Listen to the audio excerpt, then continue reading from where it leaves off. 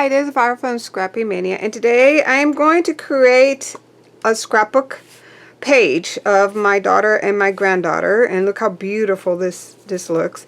So I already started cutting out my flowers. So I have a bunch of flowers, and then I cut out my title with my Cricut Joy. And the papers that I'm using for this is some old papers that I bought, I'm telling you, like 20 years ago when my kids were younger. And is when Costco used to have scrapbooking paper that I used to sell. And you buy like 300 for $12. It was really cheap. So I still have some of those papers around. So these are the 3 that I'm going to use. And then, actually 4. So somehow I'm going to use these 4. I just want to get rid of it. I do have, this is going to be my scrapbooking base, you know, the page base. This is going to lay on top. And then this, I don't know how many of you have kind of photo mats. I bought this also when they were used to have a lot of deals on scrapbook. Right nowadays, there's no really deals on scrapbooking items. But there was a time when a lot of this stuff was really cheap, so I would get a lot. So this is some of the mats that are in here, and I'm going to use the mat that looks like that, and see, even has suede.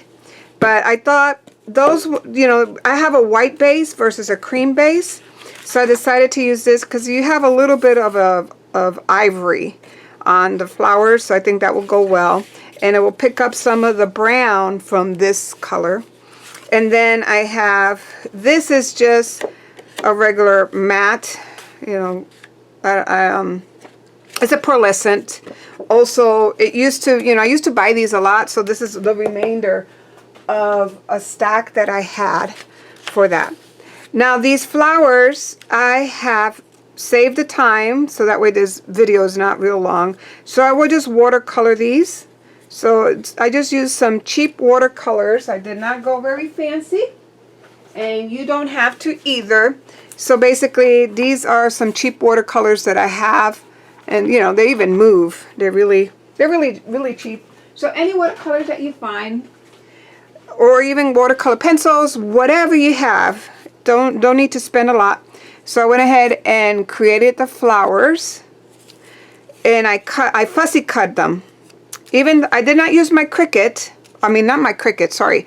I did not use my Scan and Cut because the Scan and Cut will not see these very well, and it will not cut it. And you know, it will cut this one very well. So if I could have used my Scan and Cut on this, but what I did is I took a big white cardstock, 8.5 by 11 piece of cardstock, and I just started stamping tons of stuff on there, tons of flowers.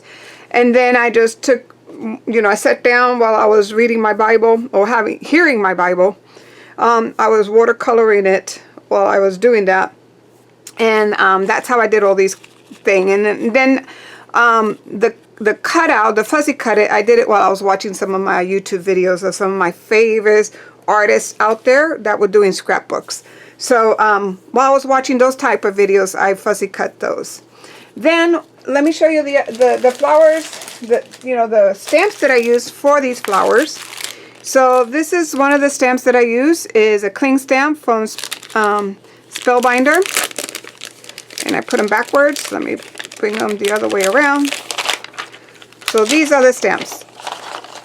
My Scan and Cut could have cut that very nicely. I wouldn't have to fussy cut it, but because I mixed the other flowers in that sheet, I didn't want to have the hassle of having to try to cut the other flowers. I mean, there's a way you can. You mainly just take a pencil, you draw the outline on the other flowers, and then you scan it, cut it, and then erase the pencil. That's too much work for me. I don't really want to do that. So I kind of enjoy fussy cutting. And then remember the Prima flowers? At one point they were selling these layers before all these other layers started coming out. So this is one. I went ahead and got all 3 of them. So I got that one, I got these, and these. So these are the ones. Let me turn this around. Very pretty. They don't have them anymore. So this is an old Prima product. So I'm not telling you to go out and buy things. Just use what you have. I went, you know, I have a little bin full of flower stamps, and that's how I organize it. I have a, I'll show you in a second the bin, but I have a bin that is mainly for my layer flowers. So I go in that bin and pull old layer flowers and use them. So you know, these are old ones. Let me put this back. I do have a video on my channel in where I did a review on these flowers, and I really like them. They're not precise. They're not like the Altenew. Now I do have the Altenew flowers, so I use this one, which is called Beautiful Day. I don't have the dye. I may end up investing in the dye, but I don't have the dye. This is not very easy to cut on the Scan & Cut because it has a lot of open areas, which the Scan & Cut cannot interpret open areas. It needs to be a close. So this one, the Scan & Cut will cut easily because you can. It's all enclosed. There's no open area. But the ones that are sketchy, that has some open areas, it will not do well. So I didn't want to mess with that. I went ahead and used this. I stamped a bunch and fussy cut them. So those are the flowers. Now the other thing that I did, if you notice this, what I did is I took a piece of white cardstock, and I have some old sprays that have years and years from Prima, and I went ahead and spritzed this, and it has a nice sheen. And then for this, I have the Anna Griffin flower leaves. So I used the Anna Griffin leaves to cut these out. Here is how I store. So I only have this bin for my layer stamp flowers, and it's pretty full. So I don't need to buy any more layer stamp flowers because I think I got most of, you know, out there, or a lot. And see, I bought a lot on sale. Like this was $3.47. Some Altenews are the ones that I did not buy on sale. So these are all my flowers.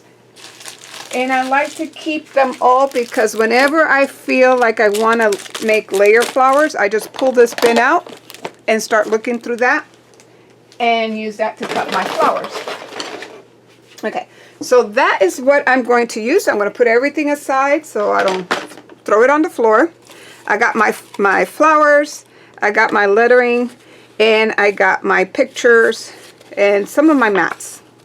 So let's start cutting these. I'm going to put this over here. Let me get a little bin that I can put these. So the first thing I want to do is go ahead and lay my first layer down, and I'm going to use the entire sheet. I'm going to go ahead and put some glue on the edges and then place it down on the base of my 12 by 12 cardstock. Now one thing I like to do, because when you start putting pictures in your scrapbook, let me see if I can pull a scrapbook, I'll be back. So see how these lay nice and straight, it's not bulging. Sometimes your pages starts bulging on the side because you put some dimension and it makes bulk and it bulges, but these are not. So this one's a little, it bulges a little, just a little bit. Not really bad. So your pages are not like wavy because of bowing. The reason why mine doesn't do that is that I always cut from each side a little bit off. So that way it prevents it from bowing. So if you want to do it, you can. But I just cut a little bit, probably 1/8 of an inch or even less on each side, just a tiny bit, because that will give it room, like a smidgen. See that little smidgen? That's all you need, just a little bit on each side to make it just a tad smaller. And it's what works for me, so that way I can, then I have room to put more dimension if I want to, and I don't have to worry that it won't fit in my pages.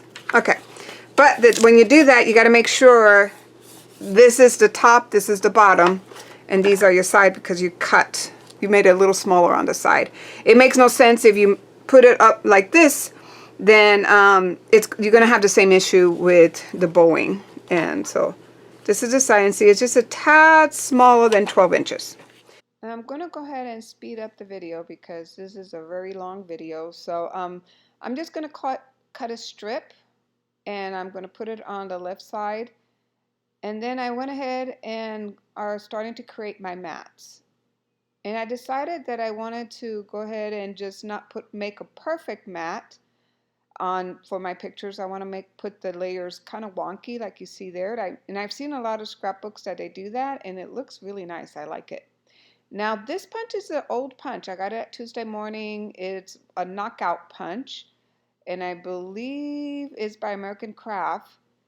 And I really like this punch. It's a punch that does not go out of style, and it's pretty good. And if you've noticed that some of our new manufacturers like Crafters Companion has started making punches. So they had a punch on HSN that they were selling, and it was a corner punch. But they're coming back, these punches. If you have some around, or if you find some in a garage sale, I think it's a good time to pick them up because they do have a lot of uses. And this punch, I use it a lot. I love the scallop edges, and it just gives it that delicate edge on my cards, on my scrapbook, and everything else. Here I'm making sure that I have the right, the shorter side. I have my position, my paper the right way, because one side it's 11 and I believe 11 and 3/4, while the other side is 12 inches, and I want the 12-inch to be on top of my page versus on the sides of my page.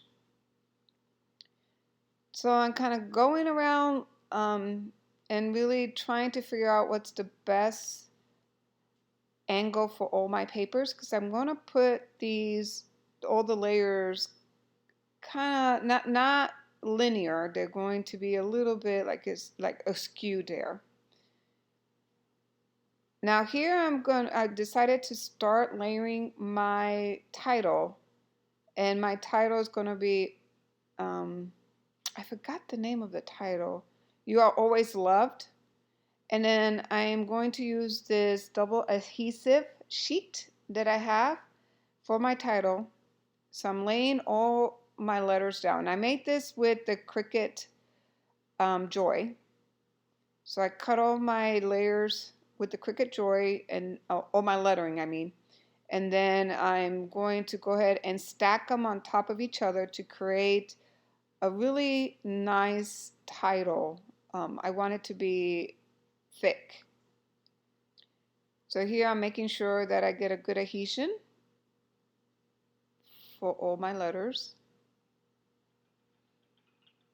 And then I'm going to start placing them one on top of the other. Now the one thing I noticed with these sheets, if you do decide to do something like this and use it, is that you really have to, like when I put my hand on the sheet, some of that glue was attaching to my fingers. So it was a little more difficult. So after a while, I discovered to just take one of these leftover sticker sheets and use it to rest my hand. So that way I don't get that glue, those little glue dots on my fingers, which was transferring all over the place. So here I am, I'm learning my lesson. I'm using this extra sticker sheet to rest my hand. And also I also use it to kind of make sure I get a good impression on the letters. So now I'm ready to attach all my layers. And you don't need to put adhesive from edge to edge, because if you don't put adhesive from edge to edge when you're putting your layers on top of each other, you can tuck things underneath it. So that's why I decided not to really put a lot of glue on the entire on those entire mats. Now I'm ready to do my composition.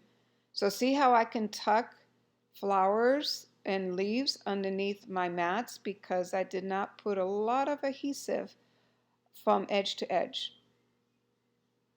So I'm kind of looking which flowers I want to use, and I started to use more of the purples and yellows because I like that contrast.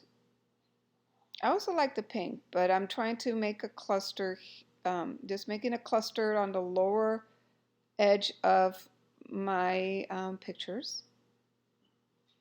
And then I'm also going to do it on the top edge as well.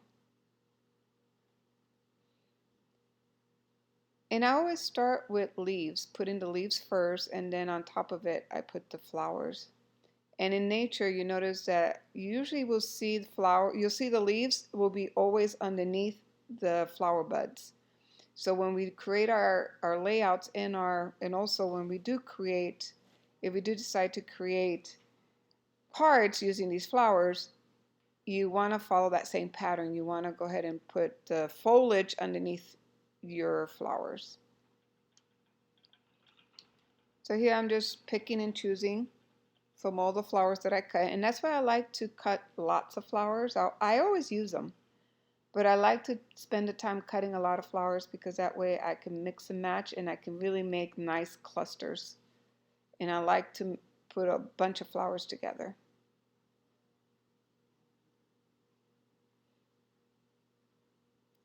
And here are some of the Anna Griffin leaves. I do love the Anna Griffin dies that she has with these leaves. I don't know if they're still available on HSN. I'm not sure, but I do like them.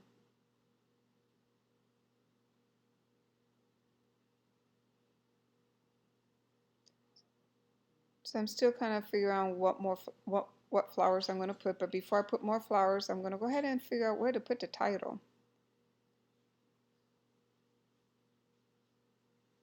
So I started putting the titles here, but you'll see in a moment I kind of change my mind and I switch them up. I'll put them someplace else. Now this U wasn't sticking very well, so I needed to put extra glue on there.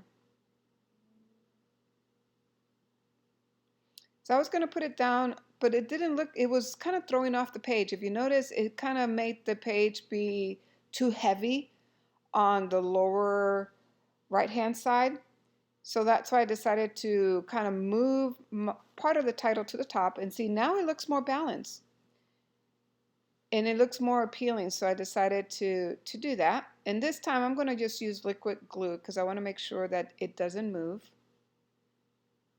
I'm not too sure about the permanent dots. I do like it, but I just wanted to make sure that my title stays glued on my page because it is a little heavier with all those layers of cardstock. And I love using black when I'm using a lot of colors. So that's one thing, a trick that I do a lot. So when I do have colorful layouts or a colorful card, bright colors, I always put either a matte or outline of a dark color, and it always makes it look nicer when I do that.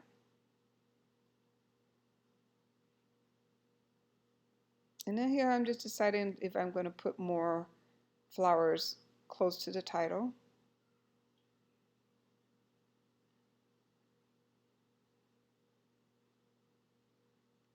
And here I'm kind of fixing that title because I only needed one flower and that one had two flowers. So I decided just to cut it off.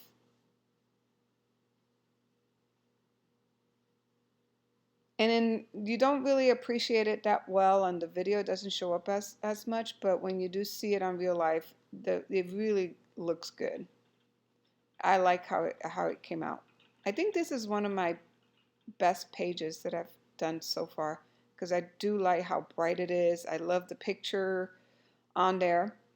The one thing that's missing is a place for journaling. And you'll see in a moment, I'm going to grab an old journaling stamp that I purchased from Stampin' Up! Some time ago. So these are from Stampin' Up! I don't even know if they still have them. That was when I was a Stampin' Up! Demonstrator in the 90s. And it came with these frames.